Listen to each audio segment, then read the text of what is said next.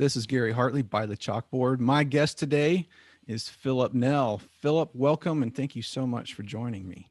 Thank you, Gary. It's been a long time. It has.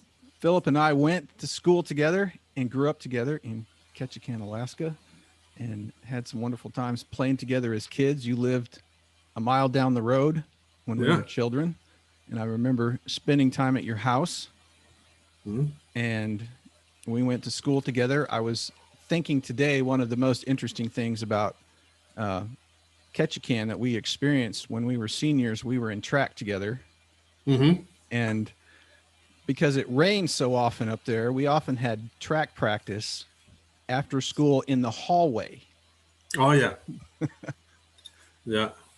And we'd be running in the hallway, running miles in the hallway, people doing sprints in the hallway, 100-yard dashes. Hurdles in the hallway. Hurdles in the hallway.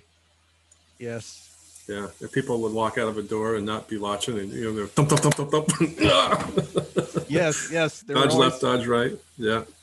There were always teachers or students left in the room somehow, and you had to really watch when you were running, especially the sprinters, because they were really moving down the hallway, and there were several close calls and probably a few collisions here and there.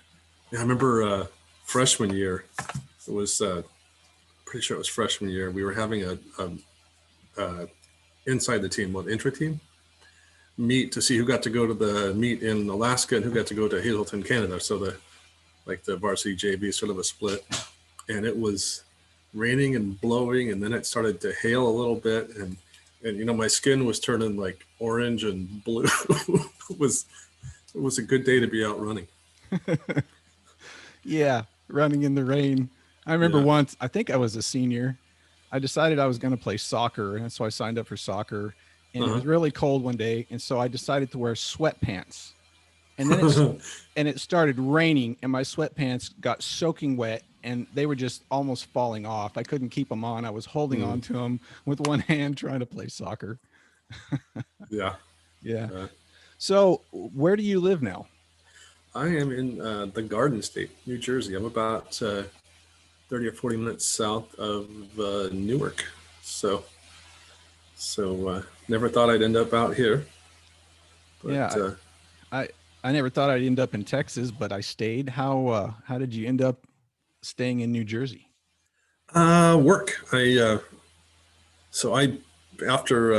high school, I bounced around, went to school all over, and finally, when I was 28, 27, 28, I finally decided I was going to be a pilot when I grew up, and so I went down to Arizona, went to flight school, and bounced around the West Coast with flying. And then years in, I got a job with JetBlue out here in New York. And so my plan was I was living in just south of Salt Lake at that time, and I talked to guys who had ridden on my little plane that I was flying, in and out of Montana and over to Colorado and stuff, little jets. And they worked for JetBlue, and they're like, oh yeah, I'm home more days and I'm making more money. And I'm like, oh, there you go. I'll do that. And then I got on with JetBlue, and oil went through the roof back in 2007, 2008. And so ended up sitting on call 20 days a month in it's called a crash pad. It's basically a shared apartment where you've got like 4 bunk beds in every bedroom. And so I ended up spending like 20 days a month sitting across from the JFK airport with a wife and 3 kids in Utah. And so that didn't last very long, and then we moved out here. Yeah, life takes you where you're supposed to be, and it's always frequently it's a surprise. Like, here you are. Yeah, life is what happens while you're making other plans. Yes. Yes, very much so. I got stuck here. I tried at least 3 times to leave, and I couldn't. It was like a wall would come down. And I finally just accepted the fact I'm supposed to be here, 3,000 miles away from my parents and, what I thought was home. And once I accepted it, it just, things opened up in a different way. Yeah. So you have, go ahead. No, I was going to ask about your kids. So you have 3 kids. Yeah. I was the perennial bachelor. I wandered around. I didn't get married until I was 33. And I met a wonderful lady who has been putting up with me the last 17 years. Ooh. Yeah, I know. And so got a wife, a 6-year-old daughter, and a mortgage all the same day, and never looked back. Got 3 kids now. The oldest is 23 and off at school, coming home in a week, or just after Thanksgiving. And then got a 13 and a 15-year-old. So Yeah. Well, I've still got two girls in the house. I have 2 girls who are 16 and 11. So yeah, that'll do it. That'll do it. yeah. Yeah. But I remember one of the captains I was flying with years back was like, "Oh, your daughter's like 11, 12, 13." It's like, are you still her hero, or is she ashamed to be seen with you? And I'm like, we're just about there. So, yeah. Yeah, I have worked, I say worked diligently. Both of my girls enjoy my company. I can go up to school and eat lunch with, well, I can't eat lunch now with them, yeah. but in the past, I would go eat lunch with them and they both enjoyed it. And so I pursued that as much as I could because I wanted to make sure that they kept that with them, Yeah. that their father would come eat with them. And they still enjoy that. And it's just a great value as a father to be able to go anywhere with your kids and Yeah. because I wasn't that way. I loved my parents, but I would never have wanted to eat lunch with them at that school. Yeah. Yeah. Yeah. So how long have you been a pilot now? So it was 98. So back in high school, I took Mr. Hamlin's aviation course, and with Jim Wingren, and there was a bunch of other people in there. But took that and passed the pilot written, and I got a whole like 40 minutes of instruction from selling ice cream at snack break. Saved up money and went to that. But yeah, I didn't start flying. I bounced around schools, didn't graduate from college, and came back and worked a long period, like summer through to January, for the Coast Guard. Saved up a bunch of money, and then went down to Arizona in '98. Started flight school down there. Was there for about a year and got a little bit over a year and got my flight instructor's ratings and taught flying there, Harvey Field and Snohomish, down in Bakersfield. Taught for a while there. I flew small planes out of Boeing Field in Seattle Cargo into Oregon and Eastern Washington through 9/11. That was an exciting time to be a pilot. And then 2003, I got on with SkyWest and was there for 5 years on the turboprop for a year and a half, and then on the Canadair regional jet for 3.5 years. And then in 2012, I got on here at JetBlue. So been here for, what is it now, 12 years? No, not 2012. I'm lying here. 2007. So it's coming up on 13 years. Yeah. All starts to run together. Yeah. Were you flying on 9/11? So we were flying cargo there, and I was doing that week. I was doing a night run where I would fly like late in the evening, get over to Spokane at like midnight-ish, and then 2 a.m. or so come back. And then I would spend a couple hours, divvying up my load to go to the other pilots who were flying out and preparing their stuff, making sure their planes were ready for them. And so the guys had started to come to the office, and they were pretty well sorted out. And so I got in my car to leave. And as I'm driving out of the parking lot there at Boeing Field, I heard on my radio that a plane had crashed into the Twin Towers. And I'm like, what? And so I went back inside, and we watched it on the TV. It's the second plane and all that. So it was a shocker. Yeah, that was a dramatic change to a lot of things in our country when that happened. Yeah. How long were you grounded? I am trying to remember. It was like 5 or more days, 5 days to a week or so. So we ended up doing like driving partway to some of the places where we delivered freight. Like we drive halfway down to Portland and meet somebody and drop off to them and come back, or same thing over to like Spokane, over that direction, And we did that for, I want to say, around a week. And then they got the airliners going, and then the cargo, or the cargo and then the airliners. I don't know. Yeah, I think it was cargo. I don't know. It's all blurry. But then for quite a while, it was, Boeing Field is a busy airport with lots of private planes and instruction and all that, and to be the only guy taxiing out and taking off, and the only guy on the radio as you're flying out, was just crazy. Hmm. Yeah. What do you enjoy most about being a pilot? It's I really enjoyed growing up, boating and biking. Did a lot of bicycling, getting around as a youth. Just being in control of the vehicle and boating and that sort of thing, and navigating, scouts. And so it just sort of all wrapped that up together.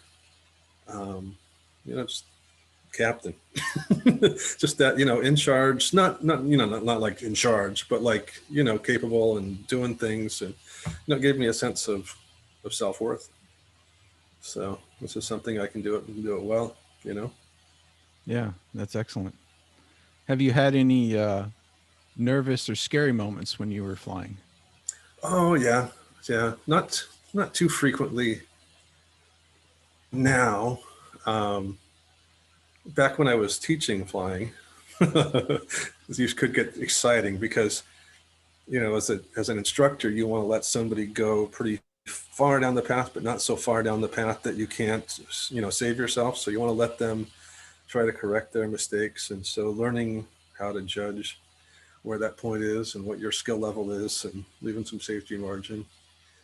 There was one time we were out flying in the practice area, and the whole plane went dark because there was a shadow, and this plane just sort of went right over the top of us, and it was like for a second until the shadow went away. And so Okay. yeah.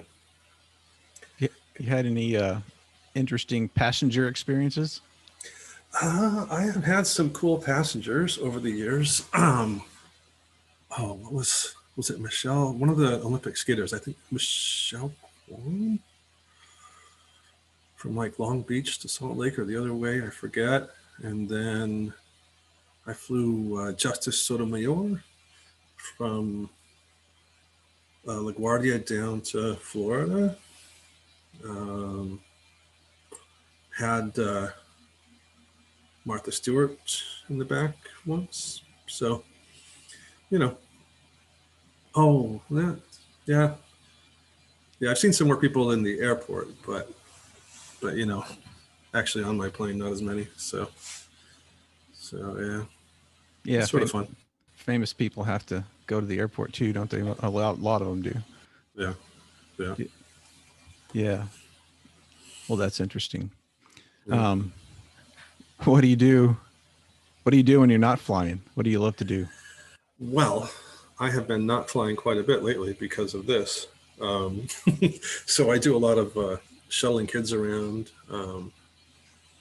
This I've been since I upgraded to captain about 5 years ago.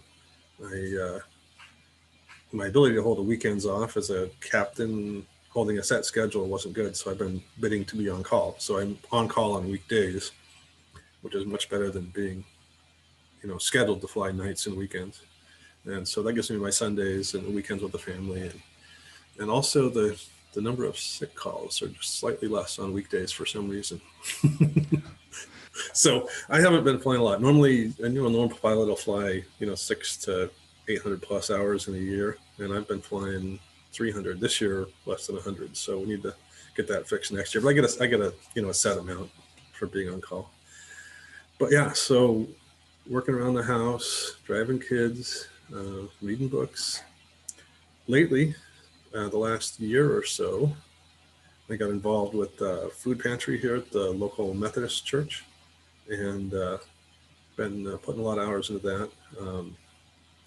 Through my church, they asked our bishop, the head of our congregation, if he wanted to be on the board, and he was like, "I'm got a family and I'm doing this, and I don't have time, so take Phil." And they're like, but I went over and worked there for a while, and so I've been doing 12 or more hours a week over there, helping with distribution and picking up food. And and go to the board meetings and stuff. So it's been really, really rewarding. Okay. I enjoy service. Yeah, I was going to ask you about that because I saw a couple posts on your Facebook page about the food pantry there. Has the need for that gone up this year? It has. It has. We've been seeing um, more people. We just had a board meeting the other night, but we were talking about Christmas and Thanksgiving, so we didn't go over the latest statistics. But I want to say it's up by 25% or a third, something like that. But the nice thing is that people are also more minded, more mindful, and there have been a lot more um, people donating food and money. And so we've been very lucky at our food pantry in that, we are still able to provide. So even making investments for the future. So that's been really good. Good. I know that the food pantries down here, and it hasn't hit us as hard. Abilene's kind of an anomaly here in Texas. We're out kind of by ourselves, but the demand has definitely gone up, Mhm. this year since um, Yeah. the lockdowns and everything. It opened up here in Texas quite a bit in the last few months, which was really nice, and a lot of people got to go back to work. Mhm. But who knows what's going to happen from here forward? Yeah. We're Yeah. still waiting to see who the president is, right?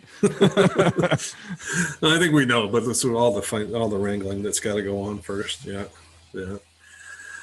We'll see. We'll see. Yeah, I don't know what's Yeah. going to happen. There's Yeah. we kind of talk about it, but it's it was quite a crazy election. It was definitely the most unusual one I think I've ever seen. Yeah. Yeah. It's lots of uh, lots of divisiveness in the world today on that front and many others. So Yeah, I find it important in my life to talk about those things, but um, to never devalue someone because of what they believe or who they're supporting. yeah. Because Yeah. them as a human being is more important than who I think should be in office. Yeah. Yeah. Or yeah. This is true. And when you do that, in my experience, you can make real good connections with people. You can be friends with people who have completely different religion, completely different faith ideas, completely different political beliefs, and Yeah. still they're your friend. And those are good friends to have. Yeah. Yeah. Yeah. I've learned. My wife's family is fairly liberal leaning, and I grew up a little bit more conservative up there in the rough and tumble Alaskan wilderness, and so we the whole family took a like a political spectrum test to see where you fall, and I was pretty much the rightmost in the family, but I was just a little bit left of center. I'm like, oh, so it was fun to see, Yeah. fun to see, and we have our differences, but we can have a conversation without name calling. So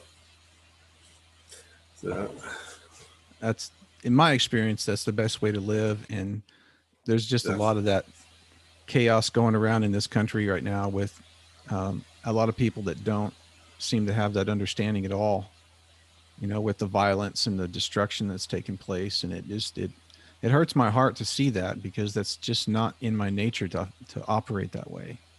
yeah, yeah, yeah. I learned way back I served a mission in Southern California for my church, and I learned early on that you can have a discussion and have different points of view, or you can they call it Bible bashing, where you just go at each other and what about this, instead of having trying to understand each other and find out that we're talking about the same thing, but we use different terms, or we may have a small nuance that we don't agree on, but we have an agreement on so many things, and and to get angry and you know thumping on things to because you think you're more right than they are, doesn't bring the love into the room. No, I grew up that way. In I was kind of part of a, kind of a conservative church in a way. And there was just this underlying I don't know, belief that we had it together. We had the answers. We knew what, Mm-hmm. and nobody else really does, but we do. And we're right. We know what the Bible says. And when I started meeting other people in other churches, like down here in Abilene, where I live, there's 3 Christian universities here in town. Mm. So there's a Church of Christ, there's a Baptist and a Methodist, 3 universities. So you Yeah. have this great diversity of, Christian faiths and background. And when you start meeting people who are just full of joy and love, but they're of a different church, you start questioning things. And this happened to me when I was in my young 20s, going, okay, wait a minute. I feel like I'm half lost inside. Here's this person going to another church, a different denomination. And yet, man, I want to be like them. Uh, uh, And that's the value to me of relationships and talking and sharing ideas and being able to look at your own ideas and examine them over and over again. Because mm-hmm. what do I know? I what do I know really? I have a little bit of experience in a few things, but man, the more experience I have, the more I realize the less I know. Yeah. Yeah. It comes with getting older. Yeah, the wisdom of getting older is a fantastic thing. You're in your mid-teens and you know everything, and you gotta, everything's going to be this way, and then life happens. I was Yeah. so ignorant as a teenager. I was clueless, man. I was just Yeah. had no idea about life at Yeah. all. Judgmental and ignorant, and yeah, starry-eyed too.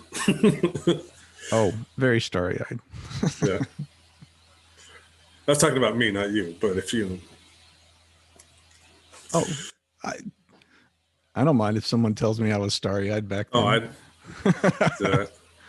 Oh man, No, I just valued back then good friendships. I always considered you a good friend. I was kind of quiet and didn't talk a lot, mm-hmm. but you were always a good friend. And Yeah. I really enjoyed running track with you. And I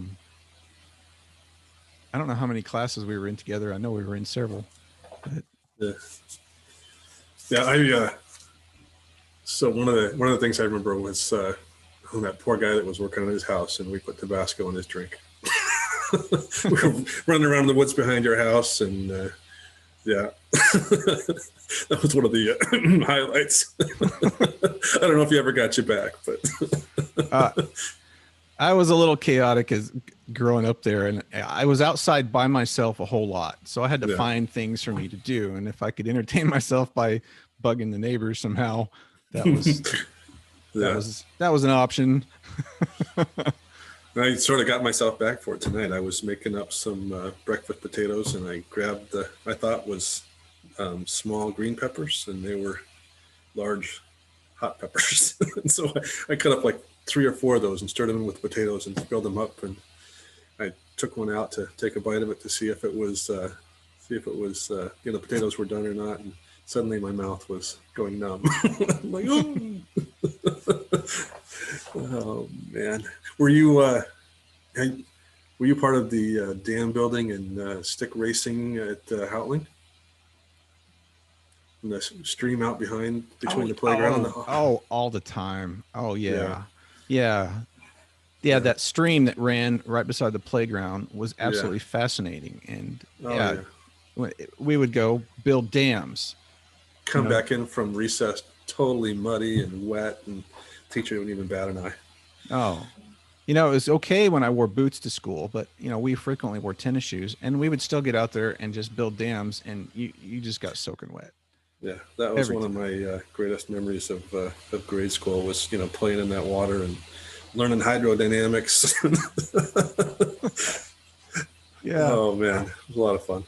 Yeah, a number of years ago when they tore all that up and built a bunch of new stuff, I felt like a piece of me was gone. Like, the stream is gone from the playground. What are the kids going to do now at recess? I know. How are they going to have a real, upbringing without the stream and the? Oh man. Yeah, racing boats and things down that stream. That was a blast. Yeah. Build a big dam and get a bunch of water, and then break it free and just see whose boat got down to the bottom first. Yeah. And man, recess back then was real too. You know, our playground equipment was all made of metal slides and Wood chips. wood chips and a merry-go-round that weighed 300 pounds, you know, and once it got moving, you better hope you don't get stuck underneath because Yeah. no one's going to help you till it stops. Yeah. Oh man, those were the days. I remember several people getting hurt going down those slides, especially when they were wet because you couldn't stop, man. You go so fast and it was nothing but concrete. I think one of the slides, I think it was concrete at the bottom. Yeah. Yeah. I believe so. Yeah. I actually got knocked out on the playground there. I walked in front of the swings and got kicked in the head and then tipped over and hit my head on the pavement. Woke up in the nurse's office. Oh man. So yeah, good times. I Yeah, can blame some of my erratic behavior on that. the nurse was busy. She was busy because of recess. Yeah. Because Yeah. we could do anything. When I was in third grade, we started playing tackle football under the A-frame, this huge A-frame there, which was on the concrete. And I don't know how long we did that, but the nurse, Mrs. Thomas, she made us quit. Oh yeah, Mrs. Thomas. Yeah. Mrs. Thomas, Diana Thomas. Yeah. Because somebody was coming in every day to get bandaged up. And so she put a kibosh on our tackle football games. Yeah. Yeah. That was and then the other memory was touch football, Nerf football. Or not Nerf sometimes out at Schoenbar. That was a lot of fun too. Yeah. Yeah, junior high. I have vague memories of junior high. I didn't like junior high. Junior high was that time in my life that I went from being a fairly open person to closing up in a shell. It was it was not good for me. Yeah. Yeah, my family, my dad got a job on the naval base in Bermuda, and so was it 8th grade, 7th grade? Yeah, see, this is how bad the memory gets. I forget which year it was, but one of those 2 years, I went to Bermuda, and so came back. So I sort of, fell out of the friendships and had to come back and re-get back into them. And I'm gonna say it was 8th grade year. Yeah. So yeah, because I missed the 7th grade camp out because we were gone that summer, and I missed the 8th grade survival trip. So I missed all of that. So okay. So yeah. So yeah, I had a little trouble getting back into the social side of things, and being from the. I just saw earlier today that you had Kate on, and I'm like, oh, it's the North End sort of quiet people. Yeah. Yeah, that's funny because I wanted Kate, who lived right near us, and you. I don't know why it worked out that way. I just started reaching out to a few people that I knew. Yeah. That I was in that North End bus. that rode the bus. Yeah, I rode the bus for 12 years from kindergarten through my junior year, 14 miles into town and back every day. I got a lot of reading done on that bus. Just tore through novels. Yeah. Yeah, it's hard for me because I have to try to explain, especially to my 16-year-old daughter, when she wants to go somewhere and be somewhere and do this right now, of how slow things operate in Ketchikan, because you just kind of have to meander every time you go into town and back, because you can't, there's 2-lane road all the way there, and you have to just go with the traffic. And especially now, there's almost always traffic. And you get stuck behind the school bus and game over. Yeah. Yeah. You would plan your trip. I went up there in August this year, and I would make sure if I was going somewhere not to go when school was getting out, because I didn't want to be stuck behind the bus. Yeah. Yeah. Oh man. Yeah, I used to get back like 3 or maybe 4 times a year to go up and see my mom and do the honeydew list, and the kids getting older, and so yeah, it's been a lot less, but yeah. Does your mom still live there? Yeah, what was it? It's about almost 2 years ago now. I went up and helped her. she sold the house to some friends, one of the families that had gone to church with us, and he done like half of his Coast Guard service in Ketchikan by rotating between the stations there in town. And so they bought the place, and she's up in Pioneer Heights now, up above the caboose. Okay. So yeah, it's nice. Actually, my grandmother was in the Pioneer home, and she cut the ribbon on that place. So now my mom's living up there. So yeah. Nice. We're exploring the possibility of putting my mom in there now. Oh yeah. Yeah. Is she still in Ketchikan? Yeah, she's still there. Both my sisters are still there. Okay. And I'm 3,000 miles away. Yeah. So the honey-do list, it's harder to help with.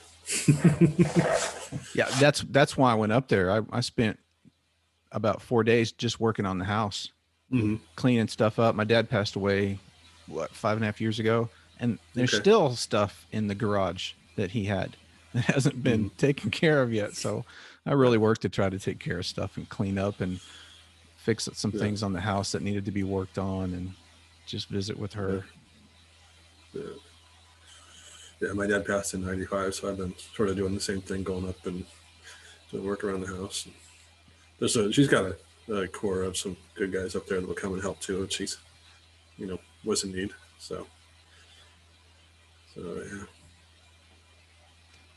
One of the things that was cool about our house was we had a wooden water tank made out of redwood that had been there. The man who built the house I don't know if he built it. Maybe he ordered the wood cut, and I don't know, but it was a wooden water tank, and it was one of the few left up there, and it was still there up until this year. It finally gave in this year after 60 years, 50 something years for certain, this wooden water tank. And it was still solid. It had just shifted and leaked. It didn't rot at all. The wood was completely solid after 50 something years. But it shifted where it was sitting, and all the water ran out. So I had to get a plastic one, but I always loved that old wooden water tank. It was one of the last ones, I think, on the island. So what about life itself? What do you value deeply about life? I was listening to your interview with Clint, and he talked about relationships. Talked about, well, he didn't. He mentioned how relationships are vital. It's what you take with you. There's no U-Haul. Relationships and who you are, your character, and what you know. I just earlier today I saw that you talked to Kate, and so I didn't have a chance to get all the way through it, but I was listening to her too, and I think many of us struggle with feelings of worth and fitting in. And in my life, the thing that's really made a difference was service. It really helped me connect with people, and it helped me feel good about myself. It was a couple of days ago, I just kind of bare snippet on NPR as I was, my wife turns it in, and I listen to classic rock, but anyway, I kind of bare snippet of this guy who was talking about, what was it? It was like embracing your dysfunction, or, it was it wasn't the word he used. There was some more proper term he used, but, realizing that you've got these issues, and, I really like to help people, and I have to make sure I set limits on myself. I've got a family, I've got a job, I've got responsibilities with the church and different things, but that avenue has really given me a lot of purpose and joy in my life to, serving, whether it's, one person one-off or at the food pantry where it's, a couple, 3 days a week. So I found in my life, especially looking backward, it's a lot easier to see that some of the things I struggled with, how I was able to get past that was by doing something about it, usually with people. I made a short video about it earlier this week. I struggled with social anxiety my entire life. Mhm. It would make me physically sick. I didn't know what was wrong. I didn't know anything was Yeah. wrong. I just knew that in social situations, sometimes it was just this really awful thing would happen and I would get sick, and sometimes I couldn't drive. Mm. And I found that if I was in a social situation, if I took the initiative and started talking to people, especially people who were, you know, not involved or off on the side, that it just kind of went away. But if I stepped back and just stayed in that little cage, that nothing would happen. It would just get worse. Mhm. But doing something about it, and I related that to you doing service, that anytime you're feeling bad about yourself or down about yourself, if you'll do something good for someone else, and it just changes your whole outlook on you. Yeah. Well, and a lot of I don't, I'm not to project on you, but a lot of times when I'm down, it's because I'm focusing on me. And if you, get past yourself, lose your life in the service of others, you know, you can find a lot of joy and connection. And I mean, the times that I've been the most satisfied are the times when I'm, working the hardest for not generally for myself, for my kids, for my family, for friends. And, you know, uh, we had some years back, I was fairly new in New Jersey. We had Hurricane Sandy come through. And for, I don't know, a month and a half, the church services were let's come in, have a prayer, and go out and spend all day tearing up people's basements and helping them out with their houses. And that was, I mean, it was terrible for them, but for us, it was wonderful to actually get out there and and to do that. So Yeah, that's a great thing down. So I guess hurricanes probably don't reach up there too often, do they? we've had a couple good ones come through. Sandy was obviously the worst. We've had a couple more come through that had done some minor damage. So yeah, we've been here, I say 12 years now or so. So we've had a really bad one, moderately bad one, and then some smaller ones that have either come on shore earlier or been tropical storms or whatever. So yeah, not too many. Fingers crossed. Yeah.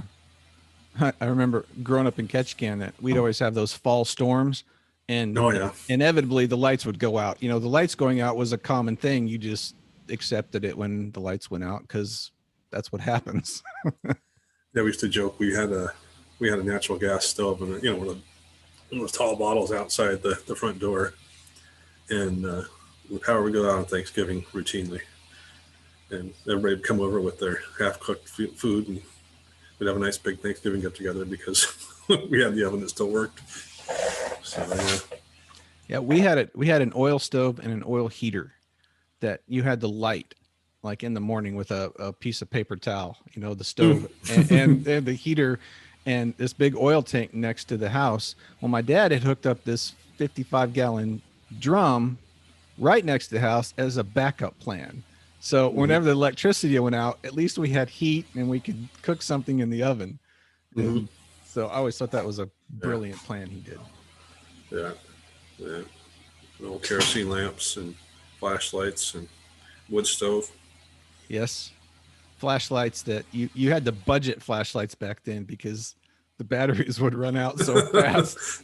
Yeah, yeah. I mean, back when I started flying, you're supposed to carry a D-cell batteries, a D-cell flashlight with you to do walk-arounds and pre-flight inspections, and in case the lights went out. And now it's something comparable because I've got this little tiny mag light that's rechargeable. It'll go for 20 or 30 hours. Yeah, So and they're lighter.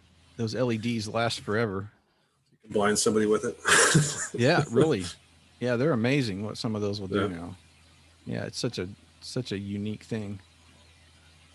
You Yeah. know, I know here in the culture we live in now, if electricity goes out, you panic. I don't panic, but people like, Yeah. what am I gonna do? The internet's off. Yeah. Yeah. Take a nap. Yeah. You ever Yeah. heard of a book? Yeah. So when Sandy happened, we were we're sitting up here, and we had the power been out for a while, and we're like, well, my wife's parents lived just north of Baltimore. We're like, in 2 hours we could be at their house, and we'd have electricity and hot water and lights, and Sam, who was pretty young at that age, I don't know, he was 5 or 8, I forget what it was, but he was, no, we can't go. It's like, why? Because I want to play games with the lamp on the table. Like, all right, we'll play some board games, and then at bedtime we'll leave. Okay. He was having fun. Yeah. Yeah. I still have a kerosene lamp that my grandmother had. And I think that's why I keep it. I keep it because of that memory of growing up, of my dad having to light that so often every year in the fall, that I like to see it sitting there, because it's the same kind of lamp. I love those things. Trimming the wick and all that. Yeah. Yeah. Having a backup wick, and some backup fuel. Yeah. Yeah. That's quite Making sure your cruise wasn't half full. Yes. Oh, man. Yeah. Oh, those were good times. Man, we had a great childhood. That's an ideal place for a kid to grow up. Yeah. Running around with sticks, pretending you're Sir Lancelot or the army soldier, or, in the backyard. Yeah. Yeah, I did a lot of that. And for people who don't know and don't live up there, there's a plant called skunk cabbage. And it grows every spring. It grows pretty big. It grows in the woods. Any place there's moisture, it's going to grow in the ditches. And I would go out and fight the skunk cabbage, I'd have my sword, and it always made my mom a little upset because it smells like a skunk. It's not as not as loud as a skunk smell, it's not as bad, but it still has a smell similar to a skunk. And if you chop up enough of them in the woods next to your house, you can smell it. The spray gets on you. Yeah. Yeah. I have never done violence to a skunk cabbage. Oh, man. Yeah. Same. Practice your chops and your stabs. And, yeah. And they still managed to survive. We didn't, exterminate the species. I don't know. Not even close. Now I appreciate them, going up and seeing them this summer, and oh, skunk cabbage. Look at the beautiful muskeg. Yes. Yeah. Oh, man. Moss on the trees. And yeah. I definitely see everything so much differently and appreciate it much deeper than I ever did growing up there. Mm-hmm. No. Yeah. But I think that's the value of life, is the older you get, you gain that wisdom and you learn what's truly of value, and you see things of value much differently than you did when you were younger. Yeah. Well, we hope so anyway. Yeah.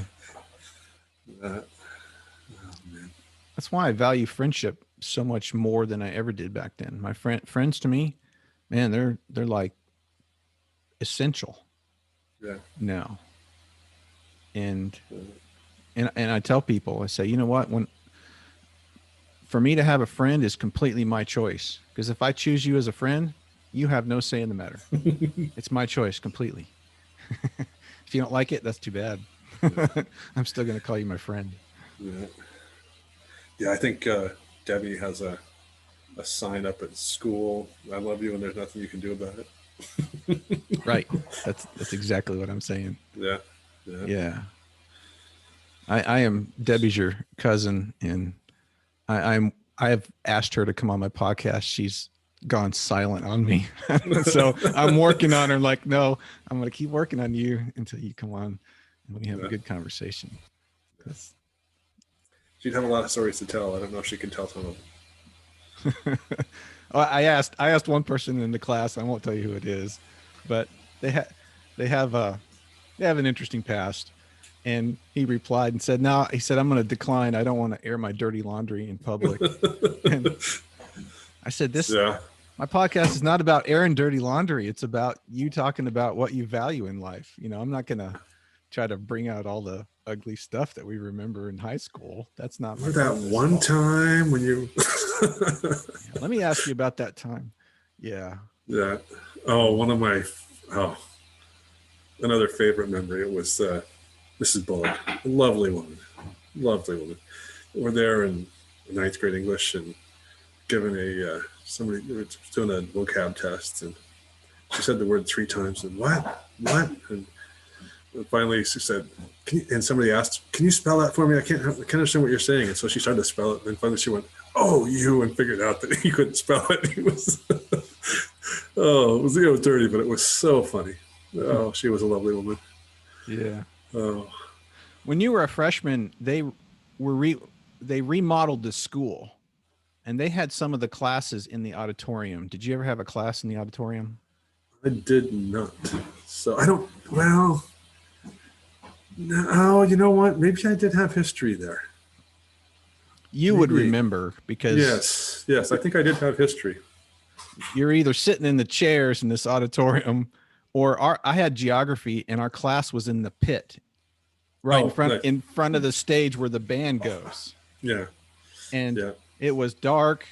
We didn't have, the teacher wasn't a real aware teacher, and so it was chaotic some of the time, but that was the most interesting event, having a class down there in the auditorium. I mean, people got kicked out of that class frequently for doing stuff, and it was but it was fun. Yeah. Oh man, back in the day. Yeah. Well, Philip, man, we've had some great memories growing up together up there, and I am just really thankful to connect with you again after all these years and catch up and see what you're doing and where you're living, and talk about your family and your experiences of being a pilot. It's been a ride. Hopefully I'll keep being one here next year. I'll tell the tale whether we have an aviation industry or not. I hope so. I hope stuff opens up more, because it needs to. If it closes down more, it's going to be catastrophe for our economy, and it's already happening in others around the world. Yeah, but I'm working at the food bank thinking, oh, hope I don't need this next year. We won't. We've got. I've been prudent in my savings and stuff, but yeah, it's thinking about all right, do I need to get it? I finally in. Was it 2013? I finally got educated, got my bachelor's degree, but it's in professional aeronautics, which, if the aviation industry goes down, is not very useful. So I'm thinking, do I need to get a degree in something else or get a backup plan? I'm thinking back to one of the favorite memes or jokes when airline pilots are going through tough times is that Top Gun quote. What was the name of that truck driving school? Yeah, not the backup plan you want, but yeah. Yeah, just thinking about, okay, the possibilities of this. What could I do? Yeah, I went through that. See, I've been laid off. I got laid off from my job 2.5 months ago. And man, I just sat down and started writing out everything I could possibly do in life, including what I wanted to do. What if I could do what I wanted to do? What was enjoyable to me? And for some reason, this idea of doing a podcast came up. And so I decided that one of the things I was going to pursue during this time where I was not working full time was working on a podcast. So that's where this came from. Yeah. Cool. And so I've enjoyed it. I've enjoyed the connections. I've enjoyed connecting with people all around the world, and definitely with connecting with people that I went to school with years ago. Yeah. I've been doing that work at the Pantry. That's been great. I've done, work in the backyard, but I'm thinking, I'm sure there's more things that I should have done. I bought myself a little travel guitar years ago, and it's been sitting in a closet gathering dust. And I'm like, I could be playing guitar by now. I could be, there's all sorts of things I could have used this downtime to do that I haven't. Furthering time away on YouTube or some other exciting location, but yeah. Reading another sci-fi novel. I have downsized my life in the last couple of years, and I got rid of almost all my hobbies and stuff I didn't need. And I don't even have a television where I live now, because I don't need it anymore. I wouldn't watch it. I'm so interested in other things in life that I decided I don't even want a TV. I have the internet. If I want to look something up or even watch something, it's there, and I even canceled Netflix because I thought I don't need to watch any of this. I've got YouTube, and I can make my own videos and produce something somebody else needs to watch, like this. There you go. There you go. More content. Make your life interesting. Yeah. Yeah. Well, it's definitely more interesting than it's ever been before. And who knows what's coming. I just love exploring the possibilities. Life's about change and adapting to it. Yeah, agree. So, well, Philip, I'm so thankful you came on today to have a good conversation and share your story with everyone. So we'll connect again in the future and have another conversation. all right, it's been good to talk to you and catch up. All right. Blessings to you. All right, see you. Bye-bye. Bye.